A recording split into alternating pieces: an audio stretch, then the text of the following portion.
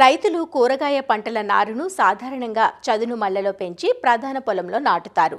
ఈ విధానంలో నారు పెంచినప్పుడు లేత నారు వాతావరణ మార్పులకు లోనవడమే కాకుండా నారుకుళ్ళు సమస్య తలెత్తుతుంది. అలానే నాటే సమయంలో వేర్లు తెగిపోయి మొక్క కుదురుకునేందుకు ఎక్కువ సమయం పడుతుంది. ఇలాంటి ఎన్నో సమస్యలకు ఆధునిక పరిజ్ఞానం పరిష్కారం చూపుతోంది. అదే ప్రో ట్రేలలో నారు పెంచే విధానం. ఇటీవల ఈ విధానం ఎంతగానో ప్రాచుర్యం పొందింది.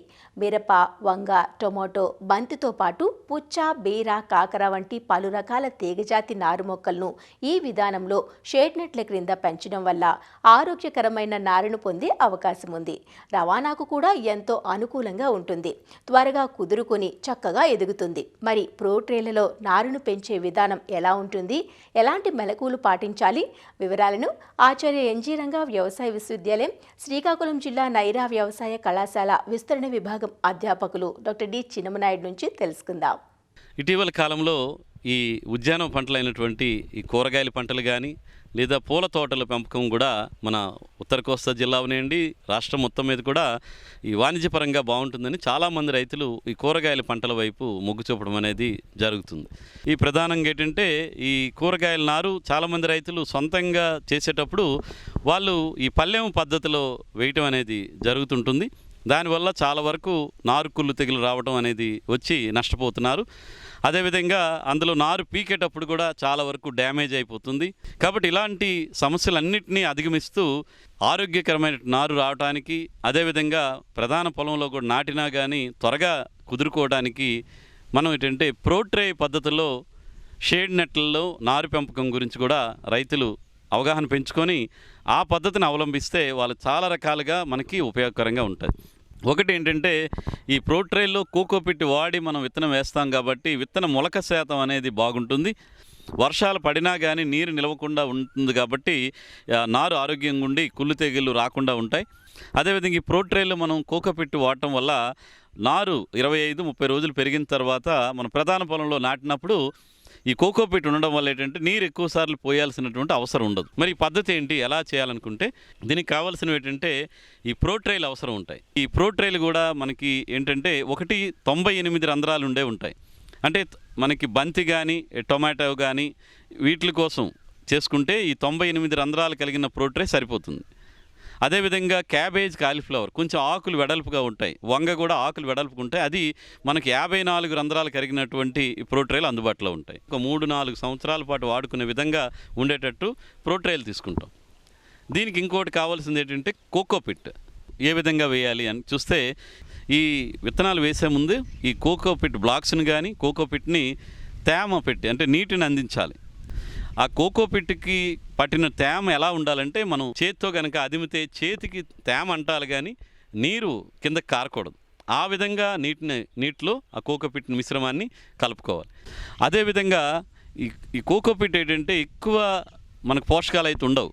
కాబట్టి దీనికి వీలైతే కనుక 60% కోకోపిట్టు, 40% వర్మి కంపోస్ట్ కానీ లేదా 75% కోకోపిట్టు, 25% వర్మీ కంపోస్ట్ ఈ విధంగా కనుక మనం కలిపి కనుక వేసుకుంటే లేత నారు మొక్కలకు కూడా పోషకాలు మనకి సేంద్రియ ఎరువు రూపంలో ఈ వర్మీ కంపోస్ట్ ద్వారా అందుతాయి. అదేవిధంగా వేసిన తర్వాత చీడపీడలు రాకుండా ఉండడానికి ఈ కోకోపిట్ తయారు చేసుకునేటప్పుడే మనం ట్రైకోడర్మా విరిడి 100 కేజీల కోకోపిట్కి మనం 25 గ్రాముల ట్రైకోడర్మా విరిడిని కలిపేసి తేమ సరిపడా ఉండేటట్టు చూసుకొని అప్పుడు మనం ట్రేల్లో నింపుకుంటాం. ఈ విధంగా మనకు 1 కిలో అంటే తేమ పట్టినటువంటి కోకోపిట్టు 1 కిలో 1 ట్రేకి సరిపోతుంది.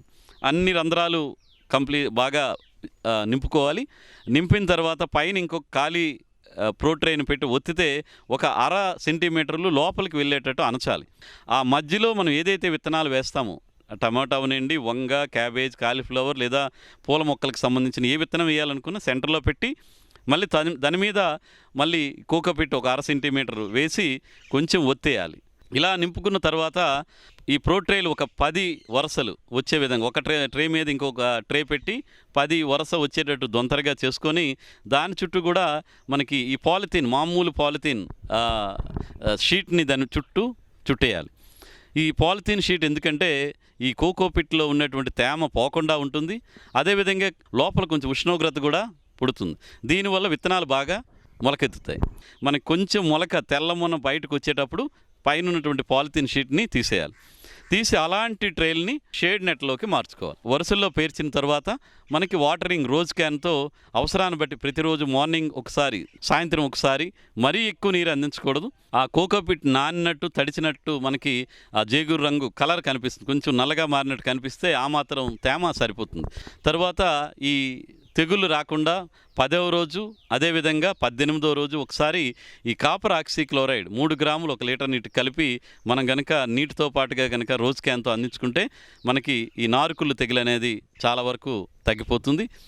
అదేవిధంగా ఈ పోషక యాజమాన్యంలో భాగంగా ఏంటంటే మనకి 12వ రోజు, అదేవిధంగా 20వ రోజు 319 లేదా 13,045 వంటి నీటిలో కరిగేటువంటి ఎరువుల్ని 5 గ్రాములు 1 లీటర్ నీటికి కలిపి మనం 2 దఫాలకి కనుక పిచికారీ చేసుకుంటే ఆ విధంగా పోషక యాజమాన్యం అనేది చాలా వరకు జరిగి నారు ఆరోగ్యంగా పెరుగుతుంది. ఈ షేడ్ నెట్లలో పెంచుతాం కాబట్టి చీడపీడల సమస్య అంత ఎక్కువగా ఉండదు. ఒకవేళ ఏదైనా ఈ రసం పీల్చే పురుగులు కనుక ఏవైనా వస్తే వేప సంబంధిత మందు, వేప నూనె అయితే కనుక 5 మిల్లీలీటర్లు 1 లీటర్ నీటికి చొప్పున 1-2 సార్లు కనుక పిచికారీ చేసుకుంటే చాలా వరకు ఈ నర్సరీలో ఎలాంటి పురుగులు తెగుళ్ళు ఆశించకుండా ఉంటాయి. ఈ విధంగా మనకు చేసుకుంటూ పోతే 25 నుంచి 30 రోజులు అయ్యేసరికల్లా నారు ఆరోగ్యంగా పెరుగుతుంది.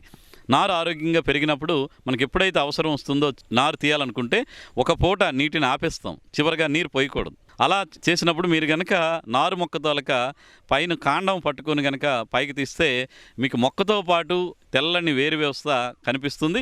కోకోపిట్ అంతా కూడా వేరు వ్యవస్థకు అతుక్కుని ఒక బాల్ లాగా మనకి బయటికి కనిపిస్తుంది. అలాంటి మొక్కలను తీసి మనం ప్రధాన పొలంలో నాటుకుంటే మొక్క ఆరోగ్యంగా పెరగడానికి ఆస్కారం ఉంటుంది. కాబట్టి ఈ విధంగా రైతులు ప్రోట్రే పద్ధతుల్లో షేడ్ నెట్లో కనుక నారు పెంచుకుంటే ఆరోగ్యకరమైనటువంటి నారు దొరుకుతుంది. ఈ ప్రోట్రే పద్ధతి నర్సరీ మీద అవగాహన పెంచుకొని ఈ పద్ధతిని అవలంబించాల్సిందిగా కోరుతున్నాను.